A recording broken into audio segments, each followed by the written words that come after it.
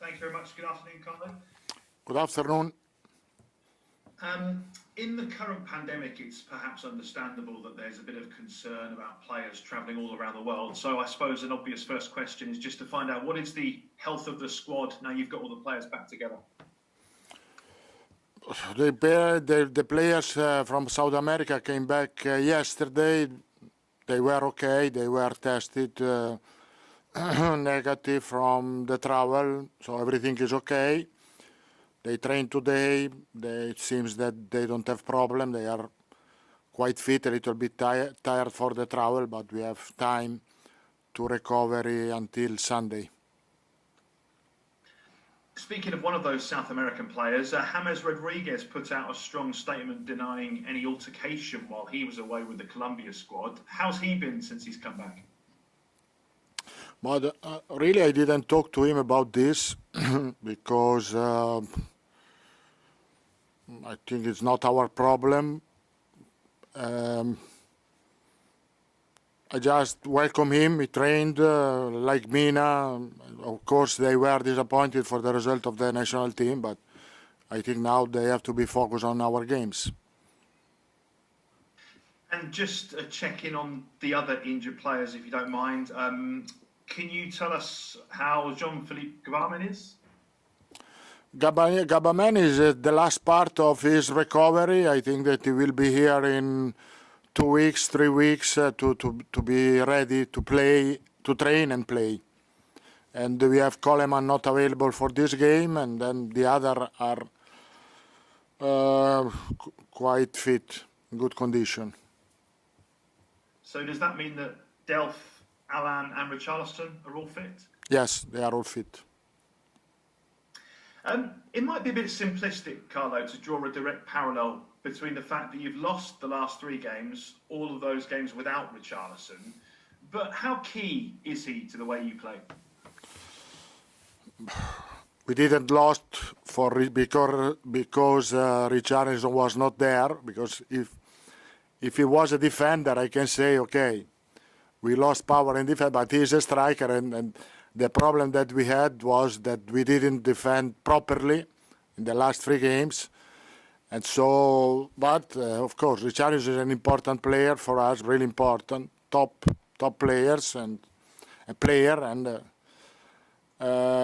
it's important to have him for this period fit. Also, he's happy because he scored with the national team. He showed a good condition, and so he's welcome to be back with us. Does he bring the best out of the likes of Dominic Calvert-Lewin as well and James Rodriguez when they're all playing together? Of course, he has quality, he has everything. I think Richarlison can reach top level in football, in my opinion. He has all the skill necessary to be at the top. I think he's still young, but he's an humble guy, really serious, really professional. I think he can be at the top soon. On another subject, Carlo, if I may, there's been an increased push in the last couple of weeks to find out exactly what the link is between heading a football and dementia after a number of former players were diagnosed with the disease. Now, you're a man who played a lot of games, you've headed a lot of footballs. I just wonder, when you hear links like that, is it something that concerns you? Yes, of course, because I think that every research that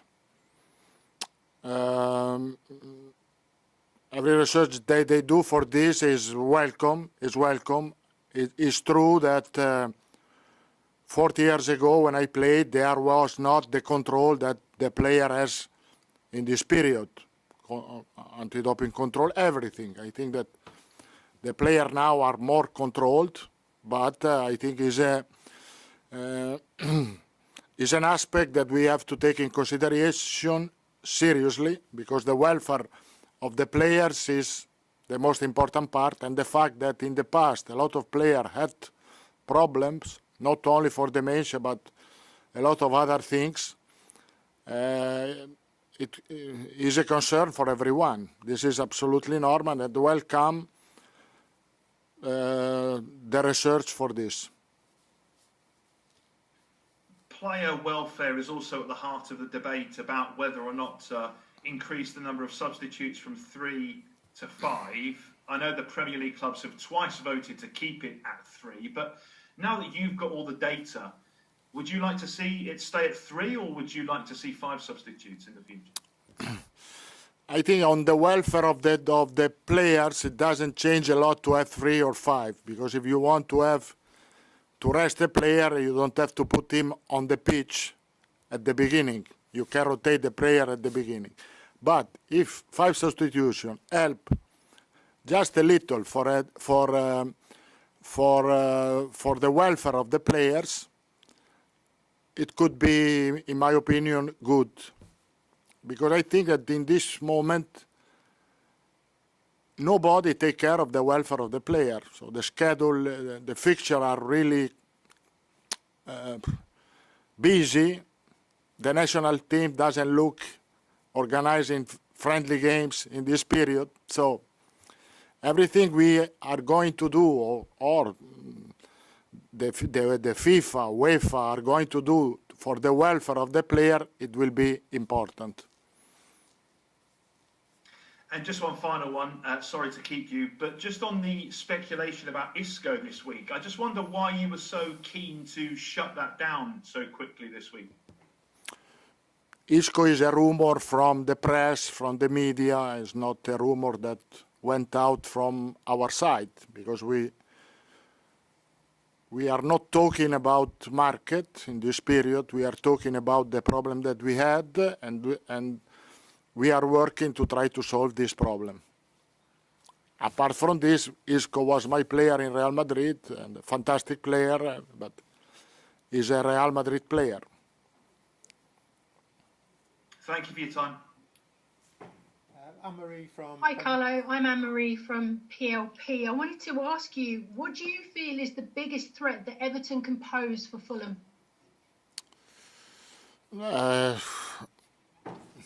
Fulham didn't start well the season, but in the last few games that they had the result, and it will be an important game because for what we did in the last 3 games, we lost 3 games, and we don't want to have.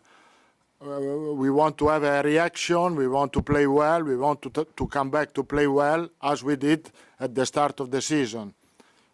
It will be a difficult game because there is pressure on us, and has to be. This has to be because we didn't do as we wanted in the last 3 games. How welcome is the extra day to prepare for the match at Craven Cottage? Oh, really important, really important. I don't want to be really important because we had we played against Liverpool on Saturday at midday. It was for the players was not the best way to prepare this kind of game. To have one more day is really better, above all for the player that arrived just yesterday. And how much has the international break been a chance for an opportunity to reset the season going into the Christmas period? No opportunity because we trained with 4 or 5 players, so we didn't have time to reset. We have just to training session before the game. We try to do our best and to reset above all, as I said, defensively the team. And last one from me, Frank Lampard has this week been talking about management, that it's very much all-consuming, dealing with around 50 problems every day. Is that how you see it? It's true. It's true. Maybe 50, 60 problems a day you can solve, but it's not a big problem for me. Maybe I have more experience than Frank. Frank started now this life, and with more experience, I can tell him that it will be better. Thank you very much, Carlo. Alistair, please. Hi, Carlo. You talked about dementia in football, and you wanted to get more research that was welcome. I just wondered, you know, as someone who's played the game, as was mentioned before, as a player, do you have any concerns about your own health looking forward? Listen, I had my teammates that died for LSA, that was Borgonovo a few years ago, and of course we were worried, we were concerned for what happened in the past, what the treatment that we had in the past. But what can we do now? Now, I think that we have to support the research for the future, not for the past, because the past, unfortunately, is the past. What happened to us in the past, we never know what's going on in the future. Some players from the past had the big problem, and fortunately, until now, I didn't have problem. But of course, I am worried about this, because I didn't know what happened to me, what kind of treatment I did. I can understand now, I try to understand now what happened to me in the past. For the fact that I had 6 surgery on my knees, I think it's something went wrong. For the fact that I had a surgery on my cervical spine, it means that something went wrong when I was a player. But unfortunately, it's the past. We have to work for the future of the players that are playing now, and fortunately, the things improved a lot on the physical aspect, on the prevention. Now the players are doing a safe job. I cannot say, I'm sure, I cannot say that I did a safe job. I played safe when I played. This is wrong. Do you think that football needs to change its approach to heading? Can you see a day where heading is banned? I don't know this. I think that we have to research for this. I don't know how to play with the head affect this. We have to be supported by the medicals and by the research that they have to do for this. James, Matt. And just last one from me. Yeah. I just wanted to ask about James Rodriguez. Are you after the last few games? Do you think he could play as a number 10? He's better suited to play in the number 10 position as opposed to the right side. His position is a number 10. But doesn't matter if he play a little bit on the right or his better position is to play in front. This is for no doubt for this. But all the games that he played in front. It doesn't matter if he's in the middle of the pitch or is a little bit on the right of the pitch.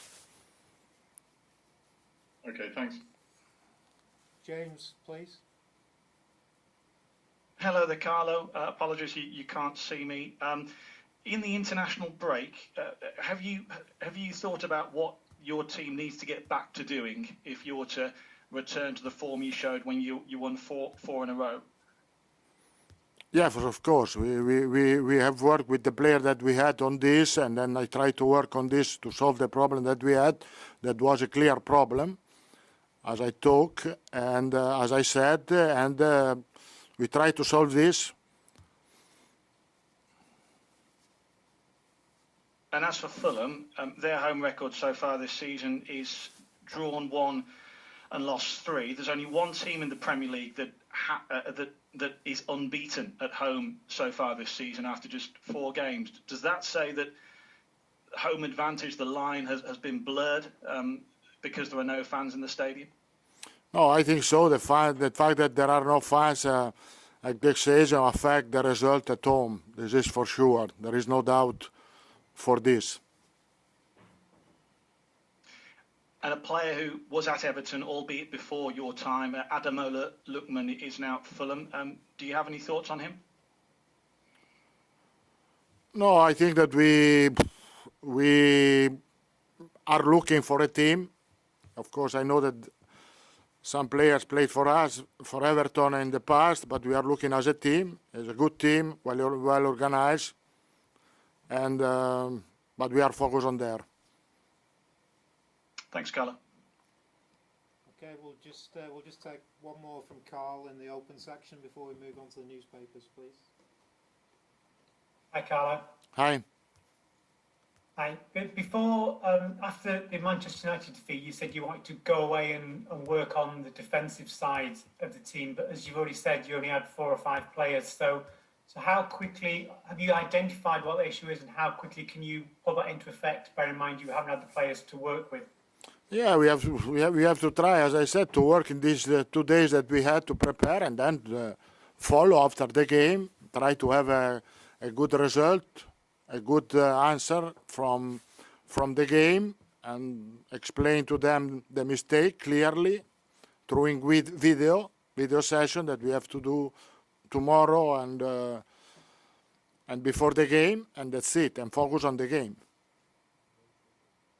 Okay, we'll just. In your experience, how quickly can you get the players to take on? But are you asking them to do something drastically different from what they have been doing, or is it just a minor tweak? But of course, we have to defend differently. We have to be more aggressive. We have to be more compact. We have to have more concentration, and we have to try to work together. This is, of course, you have to work on this on the pitch, but you can switch your mental aspect defensively, also with also talking about this. So we'll just go to James from TalkSport before we move to the newspapers, please.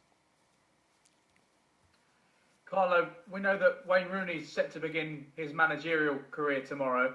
What is the key to making a successful transition from being a successful international player to being a successful manager? Good luck. Good luck. All the best for Wayne Rooney. It was a fantastic player. He can be a fantastic manager. I have to say that the experience that you had as a player can help you in the relationship with the players. He can understand better how the player think about what happened daily in the dressing room. But after that, there is another world to discover, that is the world of the physical preparation, the world of the strategy, the world of the methodology of trainings, and you can